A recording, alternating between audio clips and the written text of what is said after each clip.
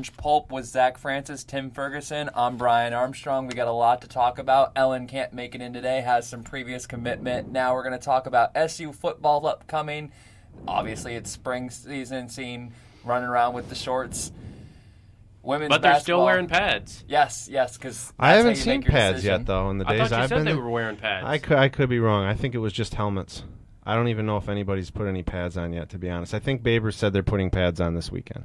SU women's basketball. So I was wrong. We're entering postseason play, both the ACC tournament and the March Madness. SU lacrosse, both men and women. But right now we're going to talk SU men's basketball because, well, we're going against NC State. And I put the we because I want to incorporate all Syracuse students, not the person who graduated from NC State, the Wolfpack. Let's go Wolfpack. Let's go Wolfpack. Oh, I can't wait to see my pack up here tomorrow. The funniest part about all of this is you're covering the game for Newhouse. No, I'm covering it for Scout. For Scout, sorry. But yes. All of your things gel together. So for a Syracuse-based thing. It does still have to be unbiased reporting. On both sides. So. On paper, but not in your head. But not in my head. Question, if NC State somehow wins this game, which is very unlikely with the fact that they're... the court. We are and tripping people like Grayson Allen. Cooney's going down. Face plant. Trevor, I know it's your senior day, but come on. You weren't supposed to lose this one. Hey, Benajay, no silent G here. So with NC State being 4-11, it's very unlikely, but what are the Wolfpack chances? I think that they're probably a little bit better than people are giving them credit for, but still not great. They're 500, not in conference play. 500 overall, 14-14, 4-11 in ACC play. So that just goes. At least to you're not Boston College. We have won 4 times. NC State has won 4 times compared to 0 for Boston College. Now, Tim, what are you looking for in the game? Well, as I kind of look at the game notes here, the records are totally different. But this is a game that I think is of concern for Syracuse, just like Pittsburgh was a week ago. We all know how that turned out. And it didn't turn out very well. I think of players, and Zach, you can fill in here, but I think of players like Abu and some of the other real strong. Malik Abdul-Abu. Yeah. Some of the strong. No, he's talking about the monkey Abu from Aladdin. I don't. Well, he might be like Cat Barber, where he can just bounce all over the court, making plays and stuff like that. But that's a problem for Syracuse. That rebounding stuff is a real issue for them. And considering what happened last weekend with the post-game, comments by Coach Boeheim that was, about Tyler Roberson saying that if he didn't have another player, he would never play a minute. There was a lot of criticism there from former Syracuse players, like Aton Thomas, who was actually a great undersized center at Syracuse in the late 90s. Didn't like those comments, thought that they were really unfair. But if you have depth down low, that's something that Syracuse struggles with. And that's the thing. NC State doesn't really have that much depth. Maybe not depth on the bench, but size and strength. Yeah, but depth. the guys that they play actually they're big, they're strong. Yeah. Like a BJ Anya, he was on the team last year too, wasn't he? Well, he's a junior this year. He's a junior this year. He is like 3 blocks away at this point from being the all-time blocks leader at NC State, passing a member of the 1983 national champion Wolfpack, Thurl Bailey. Thurl Bailey, he had a decent NBA career, kind of, backup sort of guy. Yeah, 207 career blocks for Bailey. So with Syracuse not having a lot of guys underneath with great offensive moves, that plays right into NC State's hands, it does. And so, and as I said, I was looking at some of the statistics. They average about 75 points a game. NC State does, even though they have the record they have. Syracuse doesn't. Cat Barber scores about all of them. Pretty much. Syracuse doesn't even average 70 points a game. They're pretty much even on field goal percentage, 3-point shooting percentage, free throws. There's a lot of statistical things that make this a trap game for Syracuse. This is one that they don't want to have when they're still hanging in the conversation of seeding, which we'll talk about later. But I don't know. I don't feel comfortable about this. And it's not like the guys at NC State. They played here in the regionals last year, a lot of these guys. So they've had extra games at the Carrier Dome that even some other ACC teams haven't had. You're listening to Orange Pulp. We're previewing the NC State-Syracuse men's basketball game with Zach Francis, Tim Ferguson, and myself. Zach, we poke holes always in joke and everything on the NC State, your affiliates with it. Obviously, everyone comes from somewhere, and that's where you come from. Where is the school allegiance? Obviously, you're Wolfpack for life. You've made that point very clear. Very clear. But when, not from the fan perspective, but from the reporting side, thinking, okay, where do I see this game going? Very similar to what Tim's saying. I think the inside presence from the Wolfpack could be a big problem for Syracuse tomorrow, but the perimeter players for Syracuse are much better when you look at a Trevor Cooney or a Michael Benajay, because NC State plays Cat Barber, he deserves to be in the conversation for ACC Player of the Year. Certainly, yeah. But after that, there is virtually nobody. There's a true freshman in Maverick Rowan. Who are the twins? Caleb and Cody Marshall. Yep. Martin, sorry. Caleb and Cody Martin. But Maverick Rowan, he graduated a year early from high school, and so this year is true freshman year. He was deciding between NC State and Louisville. But Caleb and Cody, they have not had a great. Are they not ready yet? Are they freshmen that just aren't? No, they're sophomores. Oh, they're sophomores. Okay. Come on, Tim. I know. They're sophomores, but I don't know. I've never been impressed with either of them. Right. There's obviously something there because I always get these mixed up. Because Caleb starts and Cody is like the sixth man off the bench. Mm-hmm. Cody has a better 3-point shot than Caleb, but Caleb has sort of a better driving ability. But the backcourt is the huge issue for NC State, and so I really think that if they can't figure out how to get the ball inside, or if Cat Barber has a bad night, then it's all over for the Pack, and Syracuse is just going to wipe the floor with them. Well, unless the Wolfpack end up going on a huge unforeseen run and winning the ACC, they're not going to be making it into March Madness. As for Syracuse men's basketball, they are expected to make it according to a lot of polls and a lot of guesses, Joe Lenardi being one of them, and he's more often than not correct.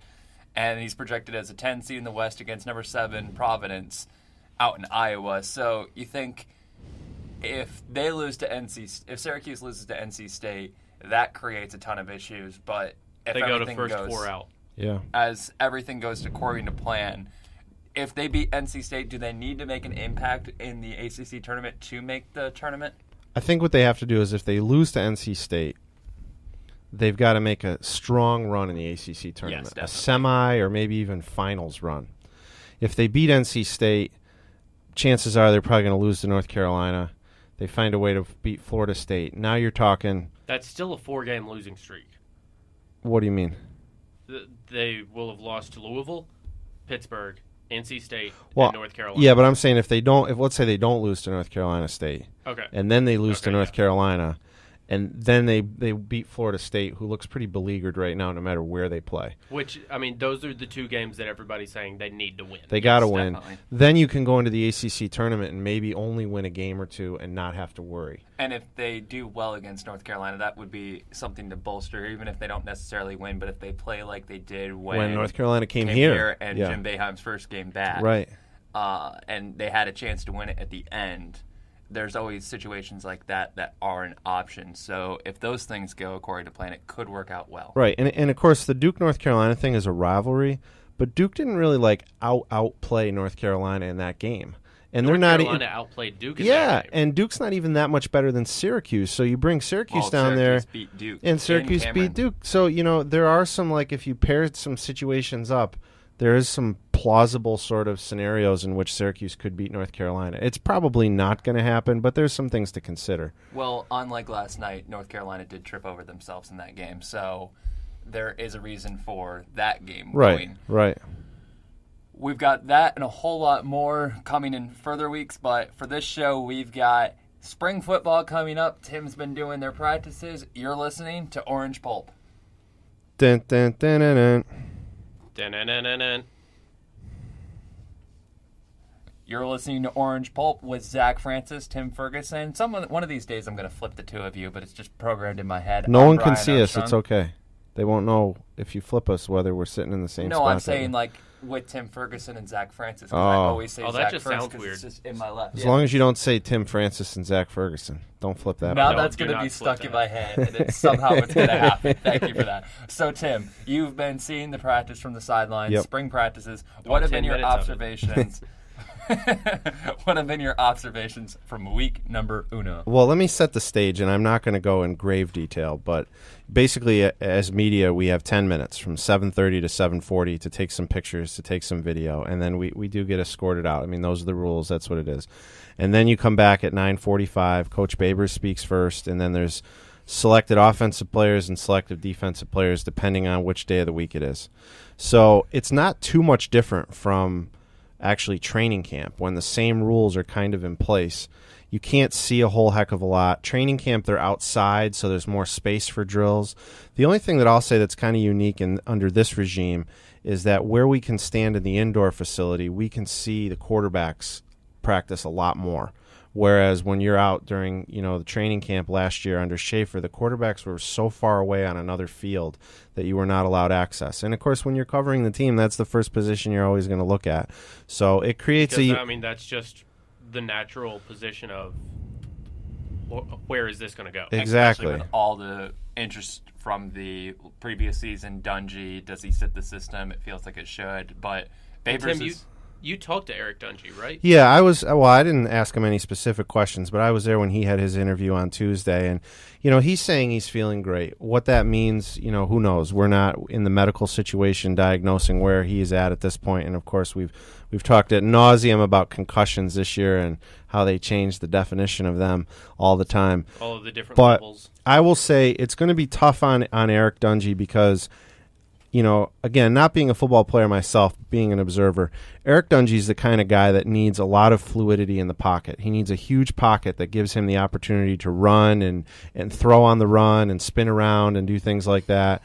And with this offense that Coach Babers is talking about, he wants quick dropbacks. He wants the ball out fast. And I don't know if Eric Dungy is a pocket passer in the first few seconds after the snap. Maybe he'll develop into that, or maybe what we're going to see is he's going to start at the beginning of the season, play a few games, and then some of the recruits, they're going to start getting their shots because they're guys that sort of belong to this coaching staff more so than Dungy. Just speculation, I don't know. I almost think that Eric Dungy is going to be able to adapt to this offense pretty well because he is a runner. And from what I've seen of Babers' offense, that's going to play very well into it. He's just going to need to develop the accuracy in his arm. You're listening to Orange Pulp with Zach Francis, Tim Ferguson. I'm Brian. And the thing with this is Coach Babers, some post-game pressers, and he's not really giving much, as he says. He's not going to make judgment based on in shorts. We'll see what happens when they get to pads. And then didn't want to go into, I'll make all the decisions right now. So it's such a short sample size. What do you make of Dino? Well, one of the things is it's weird to look right at Dino first, but they play music during spring practice.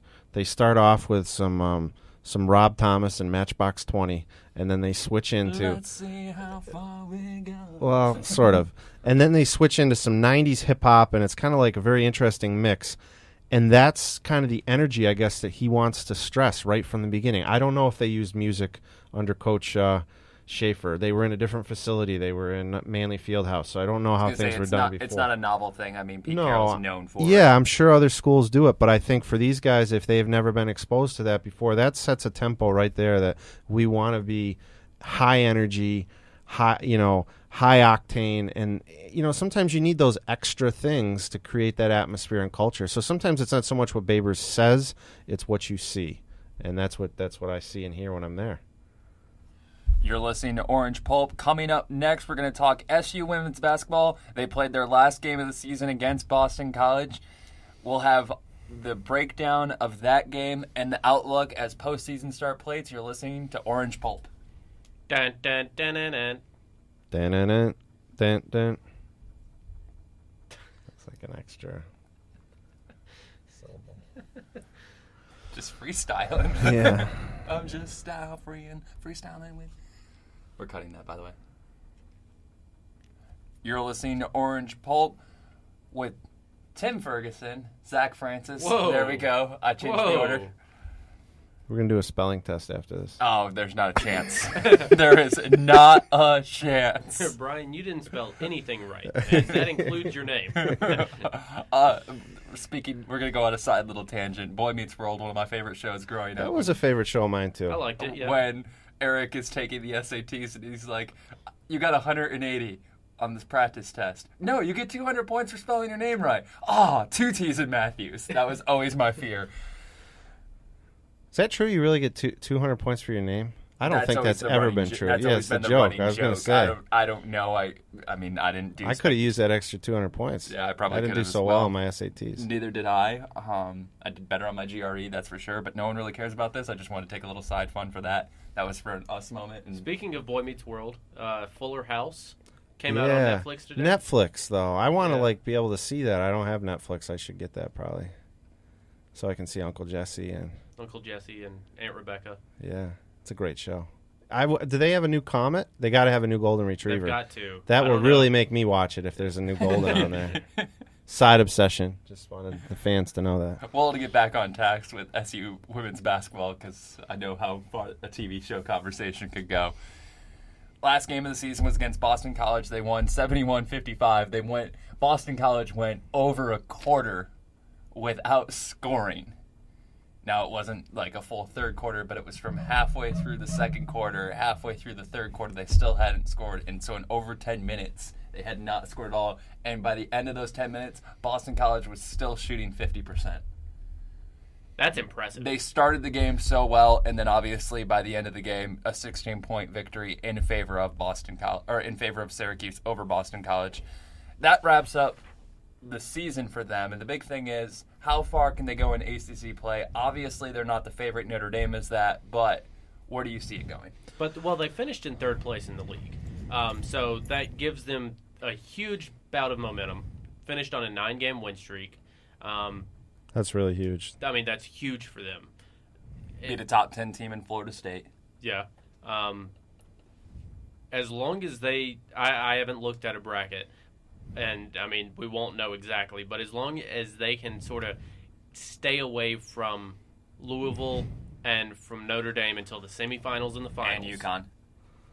Oh, are you talking? We're talking ACC. ACC championship. Sorry, I thought you were talking projection-wise. As long as they can stay away from Louisville and Notre Dame until the semifinals and the finals, I think that they can go. Any fear Florida State getting used to that press, not being at home, could that be a tough matchup? That could be, but it looks like Florida State's going to finish in fourth place. So they'd be on a different side of the bracket. Yeah, so they'd be on the opposite side of the bracket, and the Seminoles would be matched up with the Fighting Irish.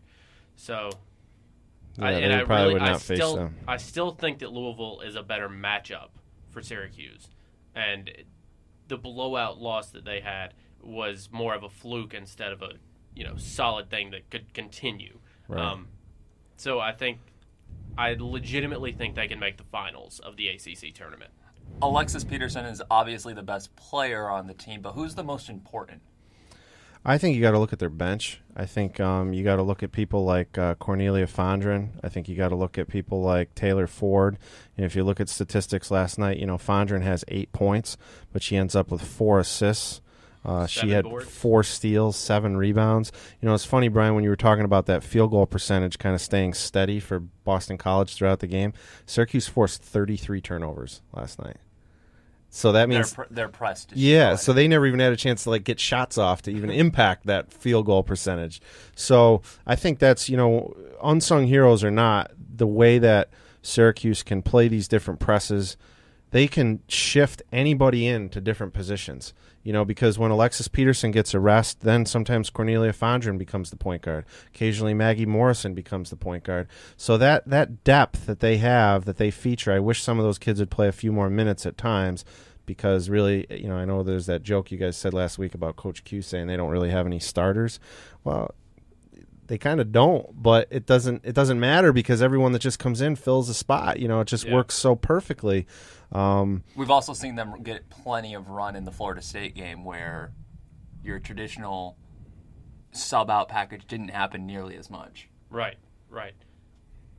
And they could be really versatile in that regard, because I feel like in a given game, they seem to understand. Q must get the message across really well, but they understand, okay, I didn't play this game because it was the matchup. It was how we were scouting this game, what the things that we were trying to do. And there doesn't seem to be any jealousy or envy that we're aware of, that we see, oh, I only played 17 minutes against so-and-so, but then I played 30 minutes against somebody else. So that helps with that culture that he sets. Coach Q has to be just like this great motivator. And the thing with Coach Q is he can say the first 3 sentences, you don't understand a single word, but you feel like he meant that. That's almost exactly the point I was getting ready to make. I don't know how they're understanding what he's saying, but it's getting through to them. We thought that there was a lot of just good open looks that there was on the tape, and we didn't have any. It's just, and you're just sitting there going, how is this working? But like even in the press conference, like he means that. Yeah, and he's a forceful dresser and a forceful talker, I guess. The belly tie. Yeah. His fashion choice is usually on point, but when it's not, you're going. What? Your tie pin is right under the knot. Bold strategy, Cotton. Let's see if it pays off. It does seem to pay off. One thing that I think that Coach Q says a lot, and he says that they care more about points per possession instead of necessarily the shots that they get off. And so I think that's why they take so many threes. Mm-hmm. And I think that 31 last night, by the way. Oh, not surprising. That has to be like a season low. It probably is.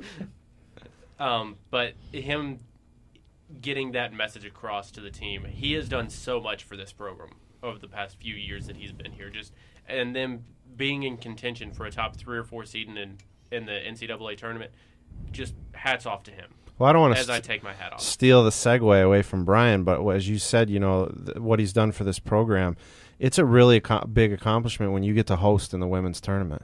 And the way things stand right now, they're saying if Syracuse remains on this 4 line, they're going to host. That's they've never hosted. I don't know how great of a site the Carrier Dome is going to be for women's basketball, depending on what teams. They're saying right now Albany could be here, which would be depressing for me. I'm going to really be torn because I do like the Syracuse women's team. But you got Florida, James Madison. You're going to get some good Albany fans. You might get some James Madison fans that travel from Virginia area. Florida fans notoriously travel well. Yeah, maybe they support their women's program. So, this could be quite an atmosphere for a second round site, the Carrier Dome. So, and that's a testament to Q. He doesn't have a team like this. Those things don't happen. You're listening to Orange Pulp with Tim Ferguson, Zach Francis. I'm Brian Armstrong. Coming up, we're going to talk about the Underwear Olympics in the NFL. Also, a little Colin Kaepernick. Seth Curry just going, yeah, he put up another 51-point game. It's no big deal. But up next, SU men and women's lacrosse. You're listening to Orange Pulp. Dun dun dun dun dun. Dun dun dun. Dun dun.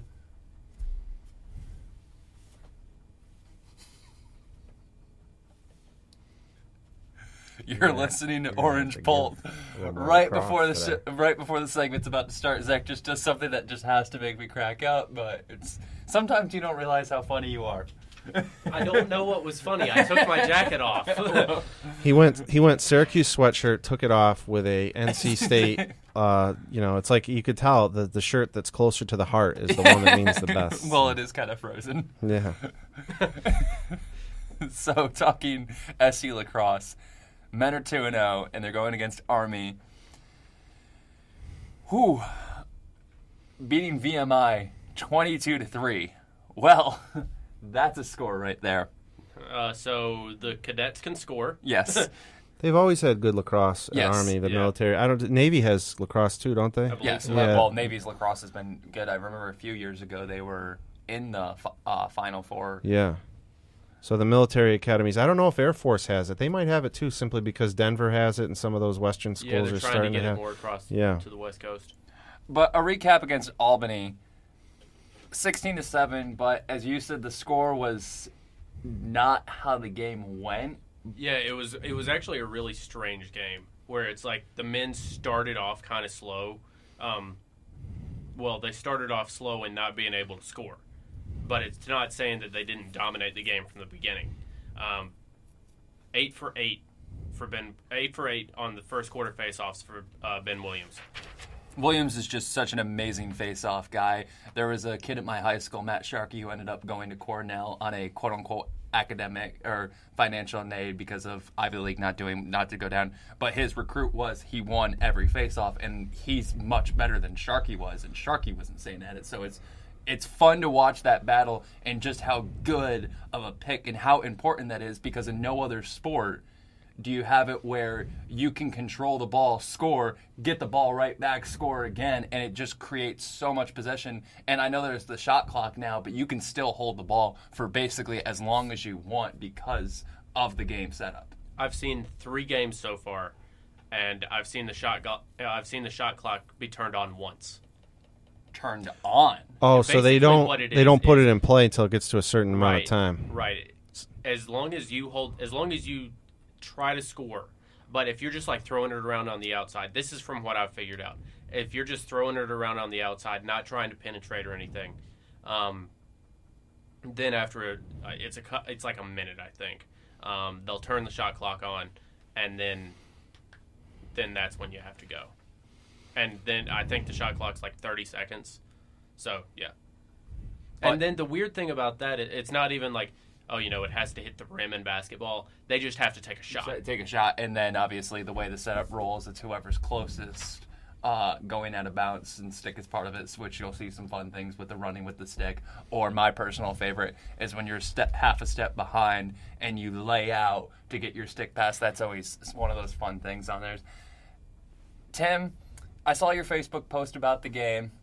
What was your thought coming from the other side of like I said earlier, everybody comes from somewhere, and that fit for you? From an analysis standpoint, that's what you guys just talked about with the face-offs. Albany could never win a face-off. So even when they had a string, and when I was there for some of the first half and a little bit of the second half, where their shots on goal in terms of the percentage was actually really good. Albany took 8 shots and scored 7 times. Yeah. It seemed like it was that was phenomenal. It's just the Albany head coach said something in postgame. He said you can't score when you don't have the ball. Yeah, and Albany just never got the ball. And they got killed on ground ball situations too. It always seemed like anytime there was a fight for the ball, whether it be behind the net or on the outside, if somebody was able to strip someone, Syracuse got it repeatedly, over and over again. I will say, though, that, again, first game of the season for Albany on the road.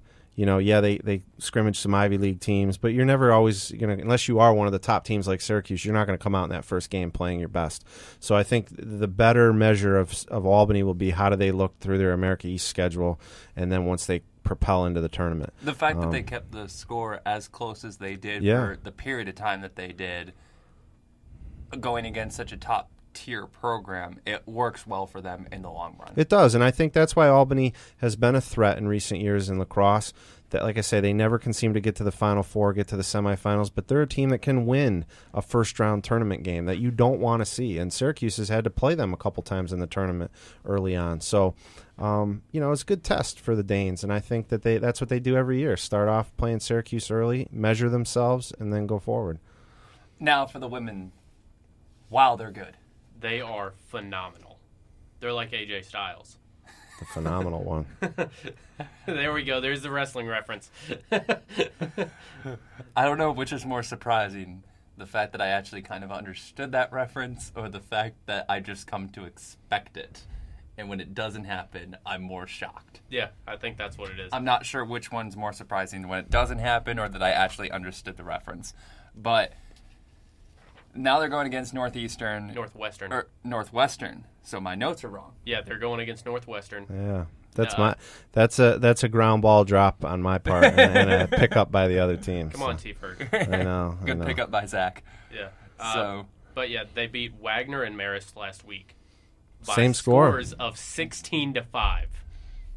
The thing with the women's game is when I'm watching it, because of the change in rules, the no hitting, everything else, I feel like it's so speed dependent.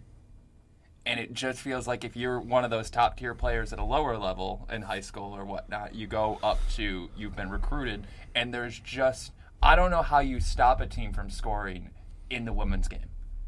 I don't know. I mean, like, I've watched Syracuse. I can't figure it out. I'll tell you. The how goalies good they get are. pads, though, right, in women's the lacrosse? Goalies, the goalies have pads. I'll tell you how good the women's team is. Against Marist, 7 seconds into the game, they'd scored. It took them 7 seconds to score. From the research I've been doing, I just feel like it's the same concept of women's basketball, even a few years back and still somewhat to this day, where there's those top tier programs and then there's just a cataclysmic drop off. Cataclysmic. That's pretty impressive. That's a good word. Yeah, because, if Trump becomes president, things are going to get cataclysmic. So that's pretty good that you threw that in there. Not that you're saying, not that there's any endorsement of any political campaign or either side. Anything on that. other than him is the endorsement. So But yeah, I kind of agree. It looks like there is a cataclysmic drop. it's basically Armageddon. When Syracuse picks up the ball and they go to the other end, that goalie goes up in flames and the ball goes in the net. I mean, but you know what's funny though too is I don't want to take anything away from the men because their skill set is a little bit different. It really truly is kind of two different games. It is two entirely. But you know different what I games. think? The skill for the women, they're not allowed, at least to my knowledge, to have the same pockets in the webbing of their sticks that the men are, because they can't cradle and do like a lot of those different kinds of things that the men can. So it's like harder to keep that ball balanced as you're running with the stick, and you can't. I don't know. They don't really whip back though. Well, if you're a high level player, but just the game in general, it's a lot more skill in certain specific areas. I feel. Point on the nets. Before the game, before the opening face-off, they have a ref that takes a ball and puts it in to each check player. your pockets. Yeah. Well, in the guys' game, they select random players as they just start pulling randomly throughout the game. And you could see literally if it was the perfect stick, they would measure it and it would hit right on that spot. And then if they dropped the ball, you would just that right on the line, and it was viewed as quote unquote the perfect stick. And you knew at some point it was always going to be checked, and you knew at some point that it was going to drop a little bit, some metal was going to get tipped or something to that effect, and you knew it was always that question because of the penalty and then the stick being taken out, but it was viewed as that perfect instrument for your sport.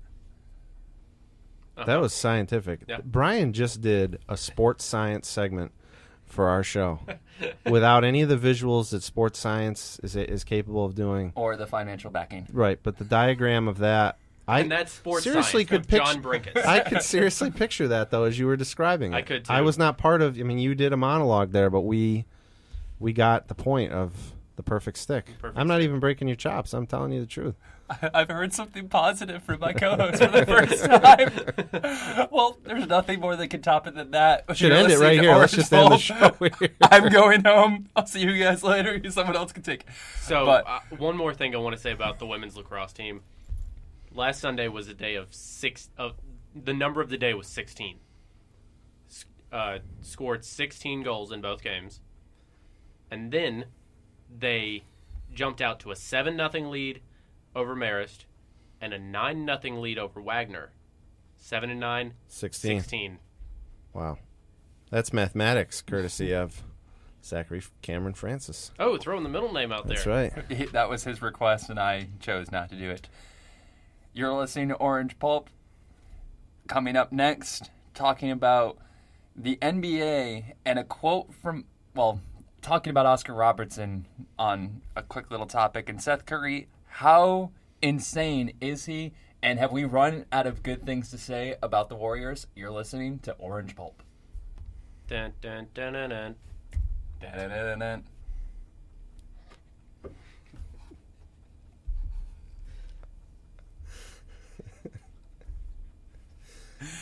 Friday fish fries, and he's doing fish dances here in the studio. You're listening to... You're listening to Orange Pulp, which has just become an aquarium, as Brian has decided to flap his fins like a fish. I was doing a dance to the da-da-da-da-da. Yeah, the fish dance. So talking on NBA basketball, Curry back-to-back 40-point nights, 42 against Miami. Him and Klay Thompson were so critical to the end of that game and scoring all but 2 of, I believe, the last 29 points, if I remember correctly, off the top of my head. So, and then 51 against Orlando, and it's just kind of like, oh, okay, yep, he scored 51. It was against the Magic, though, so, you know. Yeah, I get that, but when you put up 51 and it's just, yep. He scored 50 again, that's nice. Yep.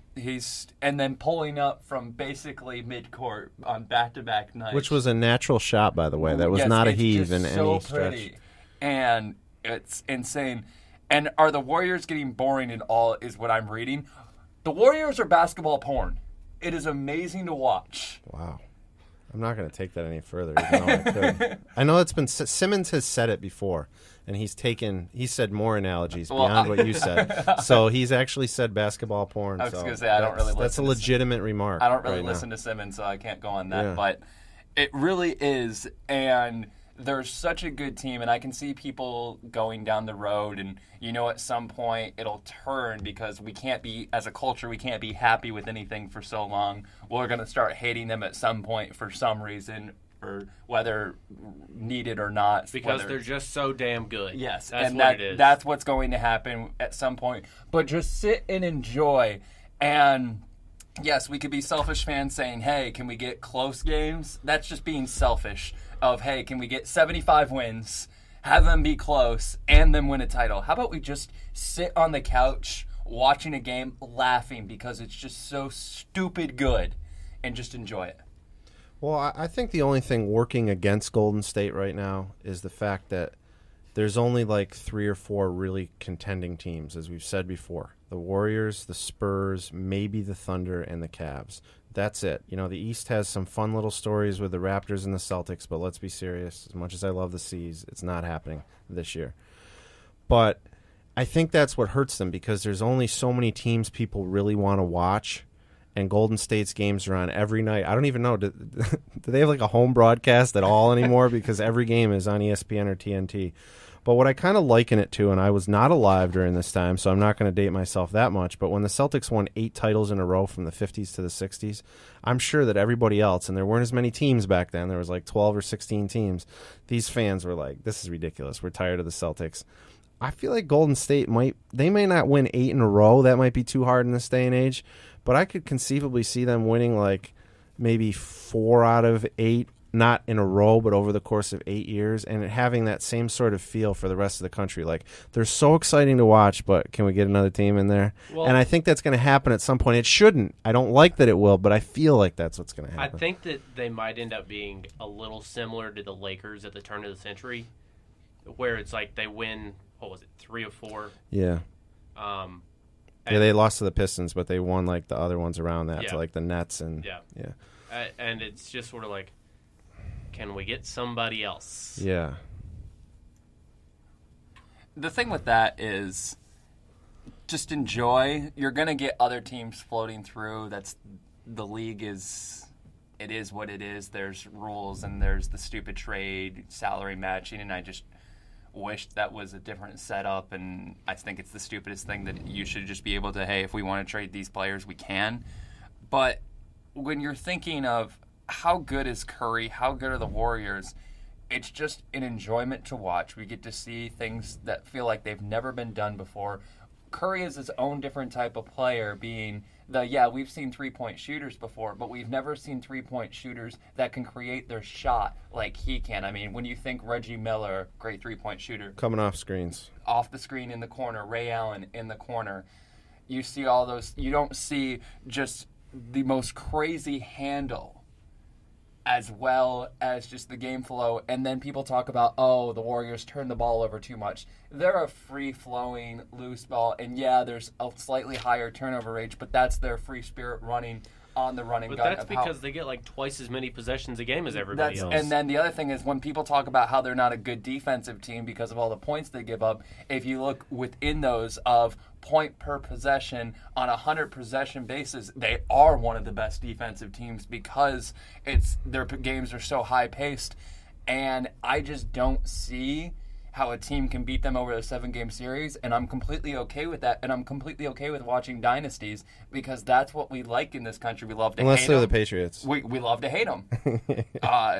So you have that side of things. You love to either love or you love to hate dynasties, and if that could be what it is, especially if somehow they can work the contracts with the salary cap going up and get Durant, if that happens, whew, that would just be amazing. There's a lot of things at play, right? watch. So the NBA was great years ago, and people can't let go of that. Expansion has kind of ruined it because you think about how many 2, 3, 4 Hall of Famers might have been on a team at a time, right? Could you imagine if they contracted the NBA? I don't know what teams you would cut or get Less rid is of. better. There's the argument of that is you make better teams, you make less quote-unquote D-League Yeah, players. you'd have these juggernaut games that would just mean so much. But I think back to Golden State, too. I mean, how they play during the regular season is not drastically different from how they play during the postseason. But even with turnovers up, they're going to be down come time to playoffs because you're going to value possessions more. You're not going to do the same things. You can get loosey-goosey on times where teams are on a back-to-back or you're playing. Look, I'm not discrediting it. He got 51 against Orlando. Orlando's like a rising team with some young stars, but they're not going to really challenge you that much. See, we remember everything more fondly than it actually was. There was a study done that people got an all-expense-paid vacation and they got called at random times saying how you rate your level of happiness on 1 to 10. Then getting back, they did the same thing, and numbers were always higher looking back more fondly. Right. We look at MJ, the whole you're only as good as your worst talent is not true, especially in sports, because when you look at Michael Jordan during all those times when basketball was such a high peak, there were teams at the bottom that were dreadful. There were. And we're also this year, yes, the tanking is an issue, but there's really only 3 teams that are legitimately tanking this year as compared to the 7, 8, 9 that we've had previous years. I will say, too, and I don't want to take anything away from Curry, but, and I tend to not want to agree with anything Isaiah Thomas says unless it's the Isaiah Thomas wearing a Celtics uniform. Please don't say what I think you're going to. No, I don't like Isaiah at all. But Isaiah's comparison is that, he wouldn't be able to get away with the things that he gets away with now. And I just thought back a little bit when Jordan was starting on his rise in the 80s. Then at the end of the 90s, he had to kind of get over the Pistons. And then they, of course, adopted the Jordan rules and all this stuff, so you couldn't hit superstars the same way. But I would be honest, if you did put Curry back in another era, and I don't like doing that, but if everybody wants to do it, if you were going to put Curry back into another era, he would still be great in a different way. But I don't think he gets through those Pistons defenses, those Knicks defenses in the same way. I just think he would get bruised and battered a little bit. That's all I'm saying. I get what you're saying. Talent is transcendent. And no question about it. And yes, the game is lower to a lower physical. The rules have changed. But the thing when I hear, this player wouldn't make it, when I hear Oscar Robertson basically say if we had some pretty good shooters, and to the effect of, the reason why we don't have those players is because of the three-point line versus, players had the more physicality, there was a hand check. When I hear players say that, where every player is so prideful and so protective of when they played, it's like no one else could do it during our time. And I'd look and go, what, if the hand check and the physicality still went, do you really think Curry would be like, I can't play, you got to put Barbosa in? I think. And when I hear that, yes, okay, maybe he goes down a couple points, but he would learn how to. And he got rocked against Miami, just absolutely destroyed by Whiteside. And you know what he did? He got up and then drilled a 3 the next possession. Well, that's what I'm saying, Brian. In agreement with you, even though maybe my comments didn't start that way, but really what I'm saying is he would still be a 20-point scorer, probably an all-star. We've seen without 30-point a doubt. scores before. Yeah, so when these guys complain, he wouldn't be good, period, in my era, that's going overboard. Yes. There's no question Steph Curry would be great in any era. But I just think the game would change his style a little bit. That's it. How he plays now, he would have to adapt it to a different kind of game at that point in time, but would still have great success. The other thing is when you talk NFL, so a couple rule changes making it passing, but maybe we've just gotten over the whole you have to dump the ball inside in basketball and you have to go as compared to we need the quick 2-yard run up the middle when everybody knows that's what's happening crashing down. Rather, okay, maybe we run play action. The game progresses, and now we've gotten to that style where the game can be open and free-flowing and just drop it even more and go, the three-point shot, you don't need to shoot a decent percentage, but not a great percentage, to have that be more efficient than the two down low. Right. And even more so, you're going to have better free throw shooters on that element. And on top of it, once you get someone who's been trained so well and that entire generation is gone between you have the Iversons, the Isaiah Thomas, Allen. And Dad was a formidable three-point shooter, so there's definitely genes at work here, too. And then you work all those things together, and the game just flows, and they've actually unloaded it. And I hate when I hear the talk of defenses aren't as good. When you watch a game from a few years ago, they're different. It's not about... They're better now. If you watch a game from 10 years ago, you put on a tape, there's no help side defense crashing down. There's no transition defense whatsoever. Right. The float over, there's no dump on it, too. And when I see these things and I hear... Back in my day, I just go, get off my lawn, like I said earlier in the year. Oscars... We've gotten bigger, stronger, faster in every sport, and to think that basketball is the one sport we haven't done in the NBA, it's just a joke when I think Oscar's older, and I don't want to disrespect him, but Oscar's stature was Michael Jordan's stature when he was playing. People didn't want to give Jordan the throne right away because there was like, oh my God, here's Oscar Robertson. This is the guy that averaged a triple-double in a season when he played. So remember how disgruntled Jordan's been in recent years when LeBron and all those. So I think it's inappropriate, but that's what you're going to see. It comes with the territory. Zach, we kind of had a fun little conversation. I looked over at Zach and said, I need 1 second, but clearly it's more so. Go. So I've got a question for you two. The Warriors are 52-5 right now. How many games can they win? I think 74. Give me what's the number again? 72 is the record. Yeah, but they're 52-5 right now. With how many games left? So that's 57 games, 82 games in a season. It's 25 games left. 25 games. He's pondering his deep thoughts. I'm really thinking they got the 5 losses now. Yes.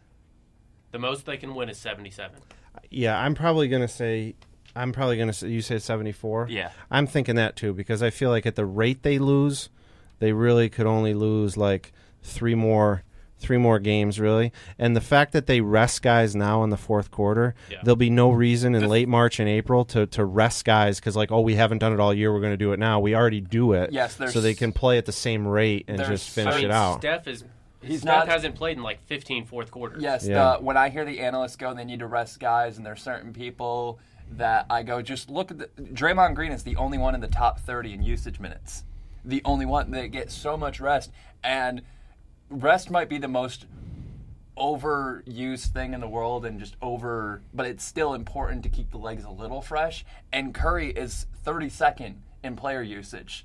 And he just gets so many fourth quarters off and so much minutes usage that wouldn't be happening elsewhere. So it's not like they're just going to hit a wall. And like we talked about, they're blowing so many teams out, they have that option. And age has a lot to do with it. I mean, Curry's still young. I know that the nucleus is young as a whole. And Tim Duncan hasn't been playing a lot of minutes this year. But you say, well, either this is going to be the end or next year is going to be the end. And Popovich does it anyways. Popovich hates everybody. Well, I don't know if he hates guys. Well, but let's put it like this. I'm talking the fans. It just happened to be... He's a big fan of Craig Sager. TNT, yes, he is. But you got to be. Yeah, Craig. Because let's be honest, that suit, but it was 99 cents. But the thing with Popovich is it just happens to be back-to-back nationally televised games with a Lakers game in the middle. That shouldn't have been nationally televised. It wasn't nationally televised. Oh, it wasn't? I'm saying a national game, a Lakers game that wasn't, and then a nationally televised game. You put those 3, Duncan just happened to rest the 2 national televised games. And it all stems back to that game against Miami. When he rested people a few years back. Didn't even bring them. And it's Popovich hates the fans. But that's the youthful advantage of Golden State is that they can rest guys, and these guys want to play. Whereas when you have an older team, you're going to rest them more strategically. So Curry doesn't want to sit down. He wants to play every day. If they played 82 games in a row, he'd want to play every night. That segment went a little bit longer than we were expecting. But it was a great segment. I thought it was a good conversation. Good, yeah. You're listening to Orange Pulp. Up next, a little dual conversation with court storming, the underwear Olympics, and maybe even some NHL. And I disagree with the premise as a whole, but we'll have all that and plus our final takes on everything here on Orange Pulp. Dun dun dun dun dun dun dun No, dun no, no, dun. no. You're listening to Orange Pulp with Zachary Francis, Timothy Ferguson, and I'm Brian Armstrong. Bryony. I wish there was like a more official, like Brian, you're stuck. Like it is what it is. It's not a bad name at I all. mean, Lindsay's the one person who calls me Bry. But I normally would, but I feel like you've always been a Brian identified. Yeah, and never. that's- I've never been called Bry before. My last name got shortened occasionally, but it's never been a huge BA. thing. Yes, BA. We're not there yet, though. On that note, It's not quite the moment. court storming, Arizona versus Colorado. The question on our sheet is there a way to do it or end it? And No. there's a very easy way to end it. Stun guns. But my question to you guys is, do they want it ended? No, they don't. Because it's the way to get the fans interacting in the game. And the players that have just pulled off this big upset, which you're not storming the court unless it's an upset. Because, number one, beating somebody that's 500, there's no reason for you to storm the court. It's the way that the players can interact with the fans. And so athletics departments don't want to end it because there's no reason to. Well, and television doesn't want to end it either. There's the bigger one. It's TV pays. Okay, first of all, I'll go with this. There's a real easy way to end it if you want to. Ready? Put them upstairs. Put the students upstairs. Instead of having them on the floor seats, there's upstairs rafters. You make all Well, student seating. depends that on would the kill your facility, though, that you're playing in, too. I'm just saying, there's a very easy way to do it. I don't want to end it, and neither do the networks and the broadcasting that spend millions upon millions upon millions of And millions. dollars. The millions and millions Of the Rocks fans. Of all the dollars, because for about 5 nights a year, they can sell that. They can have all the talk. It makes it feel like it's a commitment. It makes this great jam. They don't want to get rid of it, and I don't think they should. Now, you are going to have the incident of it one of these days. A player's going to punch a fan in the face for safety. At least that's what Sean Miller says. There's that comment, and there's the safety argument about it. Remember when a few years ago when Coach K just MF'd a player or MF'd a fan, and then was talking about it was for the safety of the players. When you actually watch all the security just basically join hands and all the players got out as they wanted. There is that argument, and there are all those things, but I get why Sean Miller's saying it. yes, I understand it, but it is part of the sport, And just as a quick fact, I think it was 10 of the last 11 road losses that Arizona has ended in a court storming. He That's said impressive. something like that, a statistic like that. So it's one of those things where you see it and you go, okay, yes, there is the potential for danger there, but it's something that's fun. Yeah. And I don't want to be the anti-fun guy. So I'll be that guy. Okay, go ahead. Can we have the nursing home moment with Tim Ferguson? Yes. The crotchety old man, I think back in my day, which was a Wednesday, by the way. which probably was. But I'm going to say this. Young kids today, and I am not a young kid, so that's Okay. why I can say this. Young children today that go to games, Like Leslie? want to be noticed, okay? And Like that's what Leslie. and that's what it's about. It's not about win, lose, or draw. I mean, if you go to a Syracuse game, and that's another issue we should sort of attach to this, how far away they sit so they can't even storm the court. But you're looking I at think students. considering how many people are sitting between them and the court. Yes. Exactly. But so many students, maybe not at Duke and some of the other schools, but they're always on their phone. Really the attention that they're paying is not really that great. But there was more of an intelligent fan base even 15, 20 years ago. Hold on. Fondly. Let me have the wheelchair moment here from the nursing home. Okay. Your wheelchair's getting a little squeaky. Well, it might be. But kids only rush the floor when you beat a number one team or you won your conference tournament, It right? does happen It all was over like anymore. that was when you did it. And sometimes even if you beat a number one in your conference because you knew you were going to play them every year or twice a year, you didn't even do it then because it's like, well, we just beat a conference rival. Yeah, they were number one. So I'm just saying that the change in intelligence and the change in why I'm there, not so much I'm there because I can't wait to see this game. I'm here because I want to be seen, part of the social experiment. That's why we're seeing more of this. I think you're always going to see it. It's always going to be a thing to do. And I mean, yes, it happens much more regularly than it used to. It Right. used to be the biggest thing ever. And I think it's aggressive at times and excessive, but I'm also going, hey, who am I to tell you how to have fun if Well, it's nothing illegal about it?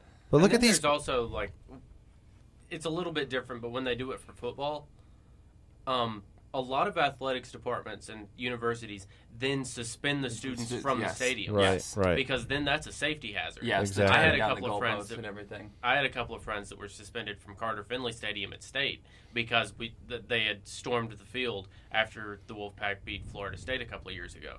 And so it was a year suspension for them that they couldn't go to any games. Mm-hmm. I don't know if you can do that because it's hard to pick up, who the kids are and those sorts of things. But you know what's funny again with this? Colorado's been in the Pac-12 for, like 3 years maybe? Something to that effect, Yeah. yeah.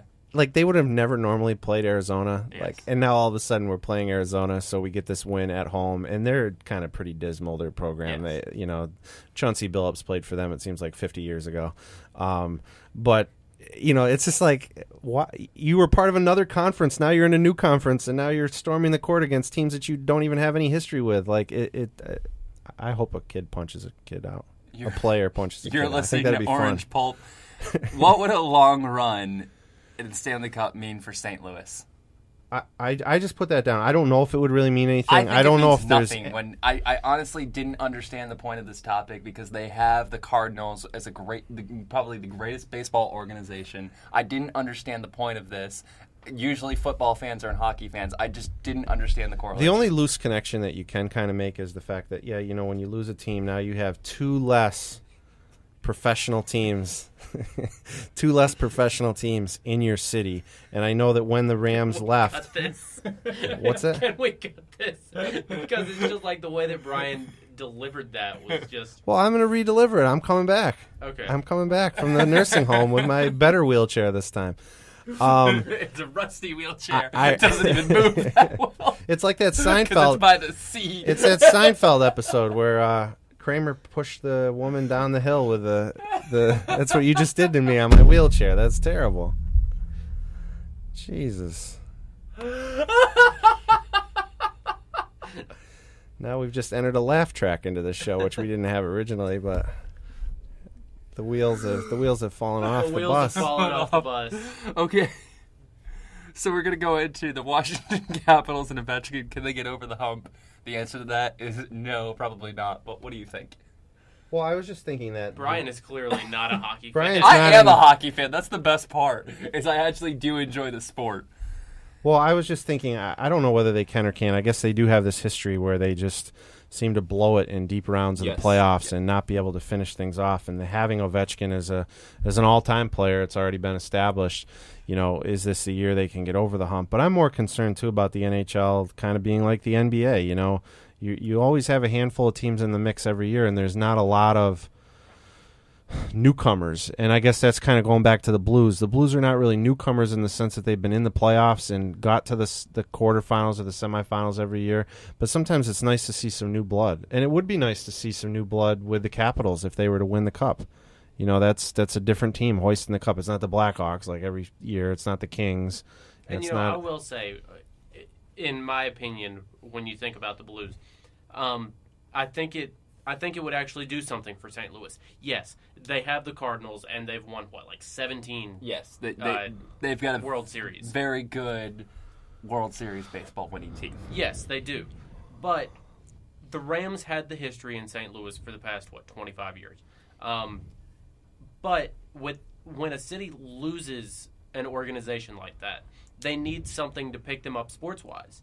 And so it'll be like mid-season mid-baseball season. So the Cardinals can't do it yet. And so if the Blues were able to win the Stanley Cup, I think it would be huge for St. Louis. And that night when the Rams left, not that it was totally symbolic, but the owner from the Cardinals and the owner from the Blues both dropped the ceremonial puck. You know, it's kind of like, well, we're still here. Yes. You know, we didn't just take off on the city. So I don't think the city's necessarily, I don't know how the people in St. Louis are. I don't think they're going to rip the city apart like other places that would win a championship. But Edmonton. yeah, or Vancouver when they lost to the Bruins and they just flipped out. I think Lindsay might have been part of that. We need some video footage of that. I'm going to ask her the next time. I would do a Canadian accent, but it would go south so fast. Yeah, don't do that. But what I wanted to say was they'll probably clean it up the next day because that's Canadians for you. It's true. That's true. Right. But the thing with hockey is we just had in class, we had a person who played in the AHL, lost in Game 7 for Vancouver, oddly enough, in the Stanley Cup Finals, and is now with the Syracuse Crunch, is one of those two-way players going up between the NHL and the AHL. And the thing is you listen to him for a minute and you're captivated. Hockey guys can do that to you. Which proves that the NHL not being popular is an NHL problem, not an us problem. And this is why. They have the fans who are nuts. They can tell great stories. They can market it. They have the most committed fans. They have contained violence. They have so much that the sport can offer. It's so fast-paced. You can go get 10 good-looking guys, go, hey, ladies, this is our sport. You show the great highlights of what it is. Bring your friends. Make it a party and make it a great adventure. Rather than when the lockout ended, they went with the season returns. Thank you for reminding us that you're the one who left us. Well, let me ask you this question. How many of you guys knew that there was a game between the Minnesota Wild and I think it was the Blackhawks or the Red Wings this past weekend outdoors at University of Minnesota where the Vikings also play? Anybody know that? I did know it. I forgot, and I saw it, and I was like, oh, yeah, that's part of the Stadium Series. Yes. And then I think, what is it? Maybe it was the Blackhawks. It wasn't the Winter Classic, but it was. Right, and then you're going to have another game soon at Coors between the Avalanche and I think the Red Wings, because that was kind of a late 90s that was rivalry. A huge rivalry with Patrick Waugh was there, and Bork got his first cup with the Avalanche. But that's when you had Rob Blake, Joe Sakic, Peter Forsberg. That's your point, though, is that, a lot of people watch the Winter Classic on New Year's Day. Because it's a sticky thing. Yeah, but then when they continue to have the Stadium Series, it falls off. Yes. Not to say that you can replicate what happens on New Year's Day, but where's the marketing? Maybe the fact that they aren't with ESPN, I don't know, maybe that still kind of hurts them, although I do think NBC Sports does a nice job with it. Doc's the most amazing play-by-play guy, I think, of any sport I've ever heard personally, but that's another debate. But, yeah, I mean, I was watching the radio, because, they move on your radio dial, like they say when you're listening to a game. But Jeremy Roenick was on, who's obviously one of the great American players of all time, and he was saying that the number one draft pick in the NHL this year, and I didn't catch the guy's name, but is going to be an American. And he says that can help, because if you have a great American that you can identify with, it will. And when Gretzky was great, like Brett Hull was one of our great Americans, although his dual citizenship, but he was a second-tier guy, just below that. We've never had like that number one-tier guy. They've always been from someplace else. You can do the same argument with soccer in this country, is if you had that truly great American, someone of a Jordan-esque figure, that even the person who doesn't like the sport has to turn it on and be something in that element. You're listening to Orange Pulp. Coming up next, the Underwear Olympics, or more commonly known as the NFL Combine, and then followed by that, our individual takes and our final thoughts here on Orange Pulp. You're listening to Orange Pulp. Now, the NFL Combine.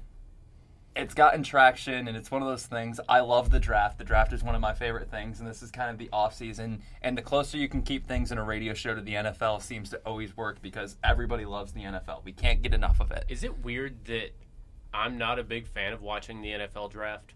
The draft itself? Yeah. Huh. No, I don't think it's weird. It's I think not. it's Because captivating after in the you get first past- round. Yeah, after you get past the first round, Yeah. I'm like, you've got 3 days of coverage that I don't care. You got to See, I know like about the it I really like the well. First, I love the first round TV wise, and then the rest of the rounds I listen radio while I'm doing something else, so I get both the elements on that. I think that's what everyone does. Or you're watching something that has a bottom line where you can see who got picked. And then the other big thing was it used to always be rounds 1 through 3. My family would drive up from Virginia before they moved it before they moved it back a bit with the Super Bowl being moved to the 2-week break. It always used to be You had a tradition. draft party at your house? No, it was Oh. we would be driving home from Virginia on our family vacation, and we would flip on the radio and we would listen to the coverage, the draft. Wow. And break. And Your Dad mom and I would wanted break to? down. No, Mom didn't have enough choice because it was Oh. she had the radio the rest of the time. This was our time, and Dad and I would break down the draft and options of what it was. And Dad picked about 8 picks beforehand. And goes, Aaron Rodgers to Green Bay would make a ton of sense. That seemed to work out pretty Your well. father's a philosopher. You've given a lot of examples of where he's been ahead of the curve. Yes, I am a big fan. Now, there's other times where he's been blatantly wrong, but it's one of those things that Mr. Armstrong, I wanted to give you a shout out, and now Brian's twisting it and saying there are times when Hey, I wish I knew I could pick up a sport as fast as him. But talking on combine, obviously the most important thing. Yeah, I mean you get the 40 time. That's everyone likes You watching. get a the bench nobody that press. becomes an automatic first-round pick. Yes, you get all of that fun stuff, and we wish we could get the interview questions. So I have a couple interview questions for you that are the questions from the combine that have come out. Is this the one about if you kill somebody? Would you feel okay about it? There's not to that extent, but one question is, if you were a cat or a dog, which one would you be and why?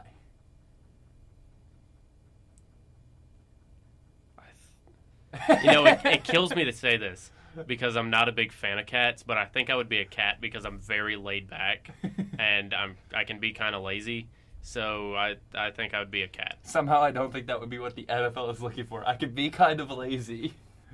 But you know, if I want to do something, I'm very dedicated to it. So I think I'd be a cat dog. A hybrid.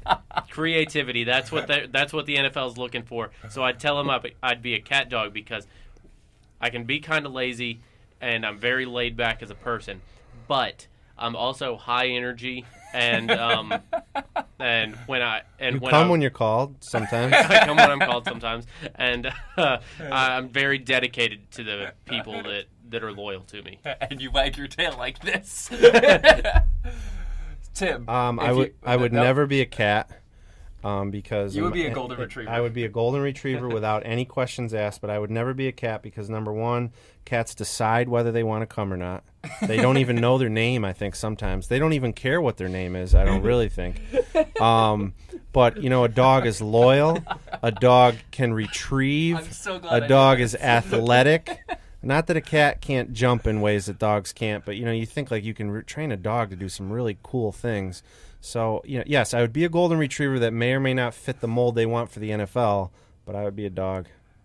Okay, Tim, If I was a wide receiver, I'd say I was a cat because you know what? Cats always land on their feet, Yeah. and so I can't be brought down. Boom. Cat dog. Cat dog. Tim, if you were a condiment, which one would you be and why? Condiment. Good thing you didn't ask me if I was a condom. I'm glad you got that out properly when you said condiment. I would be mustard, because, but I don't know if I can, like, mustard has like zest and spice sometimes. I don't know if Would I'm you be a honey mustard? I don't know if probably more of a honey mustard, you know, because bears like honey, teddy bear kind of thing. But I like spicy mustard more. But I have a thing about mustard where, like, and I know people might disagree with me here in this show, but you can only put mustard on a hot dog. It's un-American to put any other condiment on a hot dog. I know, Brian, you do some things with applesauce, and that's a little awkward. That's true. But the point is it really bothers me when someone puts ketchup on a hot dog. So I've got to be mustard. Zach, you probably do. I do. Zach, Yeah. what condiment would you be? I would be and why? ketchup because it goes so well with everything, and it gels with the system, and it can. You know, ketchup is sneaky, even though it's not mine, because ketchup is great on scrambled eggs, and it's great on macaroni and cheese. And I know people don't like that, but it is one of the greatest additions to macaroni and cheese ever. I know I've never gotten it, but I've tried it, and I'm like, man, this is really good. It's good. It's really good. You're welcome, America. I hope you enjoyed that. Is there a third question? You seem the way you set it up like there could have been 3. Those were the 2 I had. Oh, okay. I was kind of like that. We should have had a full segment of just questions. Hey, I thought you guys were going to veto it as soon as I said it. So, Brian, if you were a condiment, what would you be? I would be applesauce because That's not a condiment. I'm not only... Applesauce It's a is side not a dish, condiment. Brian. Nope. It goes on my hot dog as a condiment. It's not a condiment. You've got to pick Can one. you got to pick one? Mayonnaise. Are we counting barbecue sauce as a Yes. condiment? We'll go with Yes. barbecue sauce. So I would go barbecue sauce. What about 'cause hot not- sauce? Wings. You love them. I We do, all love them. but I love barbecue sauce with, like, when you're going, like, you get chicken nuggets from, like, Chick-fil-A and just crush a box of chicken nuggets with barbecue sauce. Always fantastic. Also, who doesn't love chicken barbecue? So you get that. So you Who get doesn't those love side dinner of time things. now? I'm salivating. And, yep. So, Pavlov's dog theory. So, again, Yeah. back to me being a dog. Not a cat dog, but a dog. So that would be my choice. But if I had to pick and I was allowed to pick anything, it would be applesauce because that's what I love on my hot dogs. And it can be a snack. Or, just a snack for most people. Yes, just for most people. But those people aren't advanced enough yet. So, Or they have a palate past a 5-year-old. yeah, that's true. I eat like it. I went shopping at Tops, got all my things walked out, and just was like, I shop for an 8-year-old right here, and it's all for me. Why? Some of it was from Gerber? No, I said 8-year-old, not a bit infant. But no, when I got the Nesquik bottles of chocolate milk pre-made, it was like one of those like, yeah, I'm 8. But in the element of actually talking football, the quarterback is the most important thing. What do you see in the quarterback side of things for the draft? I think that there are 3 guys that could potentially be the first quarterback taken. Cameron Wentz from North Dakota State. Yes. Jared Goff from California. And Paxton Lynch from Memphis. It's going to be one of those... Okay. It's going to be one of those... obviously, it's going to be one of those 3 guys. And I think that what Cleveland could do is I think they need to take a quarterback. They have to take a quarterback. But if they could trade for somebody and then trade back, so say they trade for like RG3. Kaepernick, that could be huge. They trade for Kaepernick, and then they can draft their quarterback of the future later in the first round. The biggest thing is, what are you giving up for Kaepernick? Because I got to think drafting Kaepernick's going to be low on the They still have the rights to to Josh Gordon, right? Yes. Send him. Well, who knows if he's actually going when. That's fine. If I think he would work really well in Chip Kelly's system, and so it makes sense to me that you put Josh Gordon in that because the Browns aren't going to do anything with him because who knows. But I feel like the 49ers would be sort of willing to take that risk. The big thing in the name you left off was Hackenberg. I think that he's going to be a 2nd to 3rd rounder. The thing with Hackenberg is I'm telling everybody to stay away from Hackenberg. And I've seen so much of his game. Obviously, the number 1 quarterback coming out, went to Penn State, stayed with Penn State through the Sandusky things and all of Penn State's violations and getting hit. He stayed with Penn State. The thing is it could work if he got drafted by O'Brien in Houston. It could work in that because obviously there's the partnership. But the thing is his senior year, he passed for 53%. In the college game is not good. He went from 58% to 55% to 53%. In the pros, that's not good. He went down. Well, in the college game, you should have a higher passing percentage. And in this games today, when you look at, you have Newton for his career, obviously, at Auburn. He had the 1 year, but he had a 66%. Andrew Luck was a 67% his last year. His career... or 67% for a career, his 71% for his senior year passing percentage. In this game with the bubble screens, if you want to go just as far as last year, Jameis Winston and Marcus Mariota were over 66% for their career at both schools. So you have to go, and you're thinking, oh, it's 10%. How big is that? What big of a deal is that? That is monumental. That is the difference between being a 4-12 team, 8-8, 12-4. Just in the college game, Hackenberg getting worse. Now, I could see if he gets put with a quarterback, brilliant guru, you could have those things that could work. And then what could happen with the partnership with O'Brien, because Houston desperately needs a quarterback. I think that's probably the best fit for him. It could, but who knows where it's going to go. But I don't see Hackenberg short of going to one of those premier quarterback destinations where he has a quarterback guru where there's about 3 in the league, I don't see him doing that well in the NFL because he's just not accurate. The guy that I think we should really watch out for is Cameron Wentz, though. Yes. Not just because he The shares the middle name with me, but because he knows how to win. Yes, and there's one of those things. He won, what, 4 straight national titles at North Dakota State? And the big thing is the theory of top high school quarterback goes to the top college program, gets the top talent evaluation, top coaches, and then becomes a top quarterback is not the case. There's more quarterbacks from NC State than in the NFL than there are from basically any other school. At one point, NC State started more quarterbacks than any other school from Division I. You have 2 top-tier quarterbacks, Phillip Rivers and Russell Wilson, who spent most of his time before transferring with the 5th year in the He's a grad Wolf student. So you have that. It's like a cat dog. There's just He's calling me a Super Bowl champion. I'm just going to go with that. That's why teams should draft me. There's just as many Super Bowl quarterbacks from Delaware as there is Notre Dame. Think of that for a second. Alabama, it was a huge deal when Alabama had a quarterback that won a game. Won a postseason game, yeah. Because Dalton got hurt. So you have all of those things adding up, and they didn't win the postseason game. They lost to Pittsburgh. It was them winning just winning just a game in general. Yeah. So when you have those things and you have the muddy pocket, and that's one of the most important things in the NFL. And when you look at someone like Mark Sanchez, or kind of you can say Jameis Winston to a point, but that will be out on there. Whether you look at all of those ideas of all the quarterbacks have fallen out, Jamarcus Russell, for example, the only time they saw a muddy pocket was when they were watching games on TV of Ben Roethlisberger, of Russell Wilson, and because they weren't watching Joe Flacco because his games weren't on television. So you see all those things together, and that can go. So what you're saying is it really is a chance that a quarterback from North Dakota State could very much be a quarterback that plays in the NFL at a high level. You're listening to Orange Pulp. Coming up next, we have Zach zeroing in, Tim's takes, and the BA moment. It's Orange Pulp. Welcome back to Orange Pulp. Our final segment, kind of our last Hail Mary, if you will, for the show. Zach zeroing in. Zach, what do you got? I'm a little bit surprised because, Tim normally goes first with his takes, but... Sometimes you have to change up the batting order. You need a little bit more speed. And you got the pitcher batting in the 8th spot. Yeah. I get it. Yeah. Okay. So, it's that time of year. Senior days, jersey retirements, some of those ceremonies that really warm my heart most of the time. Then, I'm really looking forward to going to senior day tomorrow for Syracuse.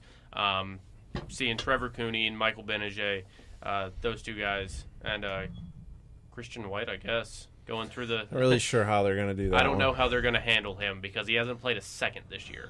And he wants to play somewhere else next year, supposedly Division II or Division III. So, I love senior days. I love ceremonies like that. I love jersey retirements. It's just... I love this time of year. Yeah, I hate to see the college basketball season coming to an end, but I like to see the fruits of their labor, if you will. Not the fruit salad like Ben Carson said last night? Not the fruit salad. Okay. The fruits of their labor coming full circle. Great careers coming to an end. But then there was something that happened last night. Senior Kelsey Minato from Army had her jersey retired. Then she broke down crying, seeing it being raised into the rafters. She ended up scoring 30 points last night, or right after that. Army's got some good women's hoops, actually. They're sneaky. They are on a 14-game win streak. Good for them. And then Minato, she is 41 points away from becoming the Patriot League's all-time leading scorer. So, it's just those stories like that. I just wanted to, take this time to say how much I really enjoy those ceremonies. Well, they get the jerseys in the picture frames. They get, of course, last year when they honored somebody at Syracuse, they kind of screwed that one up a little bit. Roosevelt Bowie's last name was spelled incorrectly on the jersey, but yeah, no, it is a nice time. And if somebody, I don't think they do this at the college level as much like the NBA with with the Kobe, farewell tour. But if they can put together a little video package, if a lot of schools have little video boards now and stuff, they're nice days. They are, because some of these kids will not go on to the next level in sports. Most of them won't. Yeah. They used to have that old promo during the NCAA tournament. Most of our student athletes will go pro in something other than sports. Yeah. No, I think they still have that. But yeah, that's Zach zeroing in on the joyous occasion that is senior day. Tim's takes. What do you got? I came across something last night. I was struggling for takes, and I noticed that this is a AA team, the Frisco Rough Riders. That's right, named after Teddy Roosevelt, my favorite president. And they're Zachary Taylor is my favorite president. I'm not shocked, although I don't Served think for 11 days. He wasn't one of the great ones before he died. You seem like a Cleveland Clover kind of guy. But they're in the Texas League. They play in Frisco, Texas, actually, and they're building a lazy river beyond the right field fence, which is supposedly bigger than what I think the Diamondbacks have, a little pool out in their right center field. The Jacksonville Jaguars apparently have something now, and it's bigger than that. So now, it's about the size of McCovey Cove. I think it's kind of similar to that, but like in McCovey Cove, like people are waiting for balls. As I'm looking at the artist renderings, I feel like someone may be diving for, like doing a cannonball and get hit with a home run while that's happening. So there's some liability here for people taking risks and going into this pool. They are going to call it the Choctaw Lazy River, which is a discussion for another day. That may not be the correct terminology you want to use. The stadium is called Dr. Pepper Ballpark. Wouldn't it be cool if one day they got rid of all the water and filled it with Dr. Pepper? That would be crazy. Just people with straws just sucking it up during the game. But my question to you guys, it's gimmicky. It's kind of neat, weird. I know the Chiefs did build a deck last year that I think they're going to try to feature more this year. I don't know if they added on to it, but it came in really late in the season.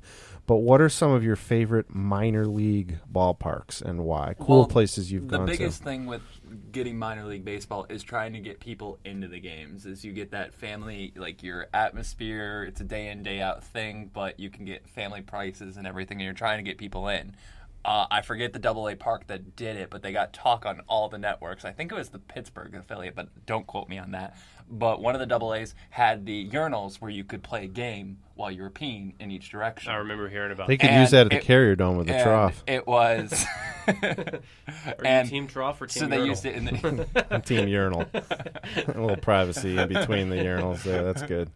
With the one... We're not going to go down that road, actually. Nope.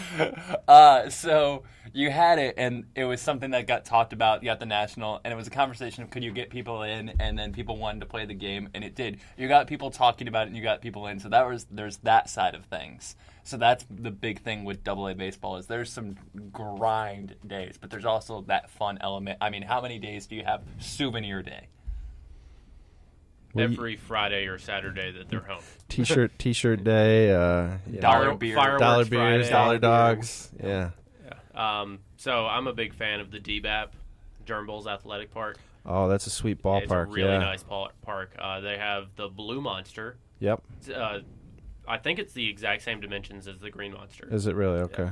And then they have the iconic Hit Bull Win Stake sign from Bull Durham. Right. And you told me it's not the same ballpark, right? It's not from the ballpark. movie. It was filmed at the DAP, Durham Athletic Park.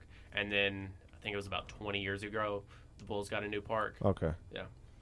A big thing for my youth growing up is we had a small ball team in Elmira that's now actually part of the Elmira Pioneers, right? Yes, that's part of the collegiate now, but it used to be a short season single A team. Greg Kegel, who played in the Red majors, Sox, was there, came I back. think, for a little bit. Detroit was his big thing, I think, if I remember correctly. New York Penn League, that was the... So yeah, it had that, and he came back, and there was a little park area where they would have banquets and picnic tables, and it was this picnic area that you would eat food and bring in and whatnot, which no one ever used. It got used probably like twice a season. But what would happen is all the kids would go there, and we would play hot box. Is that like running bases? And well, hot boxes, yeah, you get the 2 bases and you're running back. You got the 2 people catching. So that was how I watched all my games. Was not watching it, but playing over in that little paddy. It's sad because now they've paved it and they've actually now used that space for profit. So now kids can't go over there and play. But that was how I grew up at the ballpark. Was pay $2 to get in, and then all of us would play catch basically all there, do wall ball, whatever it may be, and in that little area. And it was also where you could get a foul ball. And then the pitchers from the other team would be right over the other fence. You would have that fun little conversation of the guy who was either fun and the knothole gang, who had fun going, "Hey, I'm doing this sport I love for not a lot of money, but I'm doing it," or the guy who's bitter who can't make it up to the majors. You had that guy too. So you always had the fun contradiction of the other team. So there was those kind of elements, just as a personal note. One other ballpark that I really like, and there's really nothing special about it, but it just has a real place in my heart, is 5 County Stadium in Zebulon, North Carolina. It's where the Carolina Mudcats play, and I interned with them for 2 years. So there's a little bias there. Yeah, there's a little bias there, but it's just sort of one of those sympathetic things for me that I'm like, oh, well, I'll always have a place there. Similar stories to you, Brian. We used to have a New York Penn League team in Utica, the Blue Sox, which ran through a whole host of affiliates. Yes, that was the same. Please tell me they were with the Red Sox at some They point. were at some point, and actually when they finished up with the Marlins, their logo was a U using the same Marlins font, but the Sox in the middle were the Red Sox socks. So it was like really bizarre, this combo thing. I've had a little bit of a love affair in my life going to minor league ballparks, but I would say that my 2 favorites, I mean, the Utica one is what it is. It's not a real favorite park of mine, just we have one. But the Portland Sea Dogs, which are now the Red Sox AA team, but were the Marlins AA team for a long time, they created a ballpark to not look exactly like Fenway, but they built a monster, calling it the Maine Monster. And like how the Mets have the Big Apple that goes up for home runs, they don't have anything go up, but they have the huge LL Bean boot in right center field because LL Bean is like 20 minutes away from their headquarters. So I always thought that was really cool. But a real gem of a minor league ballpark is actually in Rochester, Frontier Field, where the Red Wings, which forever were the Orioles and have been the Twins for quite a while. Just a beautiful setting where you can see like the Kodak building, you can see all the mini skyscrapers in Rochester, and it's just a great place to go see a game, no matter what teams you root for or what have you. Those are my 2. They're not even in my area, but they're fun ones that I've visited. So you're listening to Orange Pulp, and that was Tim's takes. And now time for the BA moment. So my BA moment is true serum. If we could give true serum to any person, like athlete-wise, even though I would like to give it to a Leslie to see what his age is, what would be the question you could ask them? And there's scenarios with it, and they have to answer a question, and you can talk about a topic, and what would it be? So I kind of want to open it up to the floor, being... Zach, you said immediately, I know what I want to ask and who I want to ask. What is it? Well, it's sort of a combo of a couple of people. I would love to talk to the Black Sox and just hear the honest truth about everything that happened, just because I think that could be a really awesome thing to hear. And I can't remember if they ever all really told how much of that story ever got out. But I think the Black Sox, and I would love to sit down with Pete Rose and just say, "Hey, Pete, just talk. Be honest. And just say, what exactly did you gamble on?" I don't know if we have true serum strong enough. Yeah, I don't know if it's strong enough for that. But yeah, it would end up being like 2 of the biggest scandals in Major League Baseball history. Tim, I don't really have anything I want to uncover, but I would love to spend a day, which would be kind of similar for kids now with Curry. I'd love to spend a day with Pistol Pete Maravich and just go through all his drills. And then when we're done, I want to be like, "So Pete, do you realize how good you are?" Yeah. Because I don't know, he was a modest guy and played for his dad and then had alcohol problems and stuff like that. I would love to just kind of spend the day and get that gist. And then there's one other guy, and this is kind of like a heartwarming thing. I never met my dad's dad, but in his high school yearbook, They called him the Bobby Jones of Utica, and he was a golfer, like a really, really great golfer. And I would have loved the opportunity to see my grandfather play golf during his prime, just to see how good he was and why he loved the game so much, and have that conversation with him. So it's kind of like weird people to throw in there, but that's what I would do. The thing that made me start this conversation of thought process was the Tiger Woods story. There was a link that I wound up down the internet wormhole and saw something on that and like the what happened. And I thought that would be an interesting thing to talk about. And that's kind of start this. And then I started thinking, what if I could ask? And it was Jordan leaving basketball. With the going into baseball, the allegations with gambling, everything that went on. I would just love to ask about what went down with that whole scenario. The transition to baseball, the reports that you told your trainer to get you were done with basketball 6 months before you told the Bulls and said, get me ready, and then you dropped it like a bomb as if it was out of nowhere, but the reports say that you knew for a while that you wanted to leave for baseball. Why did you leave for baseball? Was it truly just to play? Like, there's all those things, and I would just love to know that story. If I could just get an honest version of that from Jordan, that would be the thing. So Jordan rides the bus didn't do it for you then? No, it didn't actually, it did not. But it was interesting to find out that Francona was his manager. Oh, yeah, that's right. I did not know that till Jordan rides the bus. Birmingham Barons, Chicago White Sox AA. Yes. Yeah. Part of the Southern League. Is that the same league that the Mudcats are in? They were formerly in the Southern League. Now they're in the historic Carolina League. Okay. At least that's what they say at the beginning of every The ball game. historic Part Carolina of the League. historic Carolina League. You're old enough to have seen that whole league, I think. I think the whole thing since it started in like 1910. Brian Williams was there. Oh my God! You're listening to Orange Pulp with Zach Francis, Tim Ferguson. Up next, we have an MLB preview of the AL East, NL East. We're going to give up 2 divisions at a do it time, next one week, from the though. AL, and that'll be next week. That'll be yes. next week. Yep. Preview for next week, we'll be talking about that. The AL East and the NL East. We're going to take 2 divisions from, or 2 divisions from each side for the AL and the NL, break them down, and go I'll through give that. you my preview right now.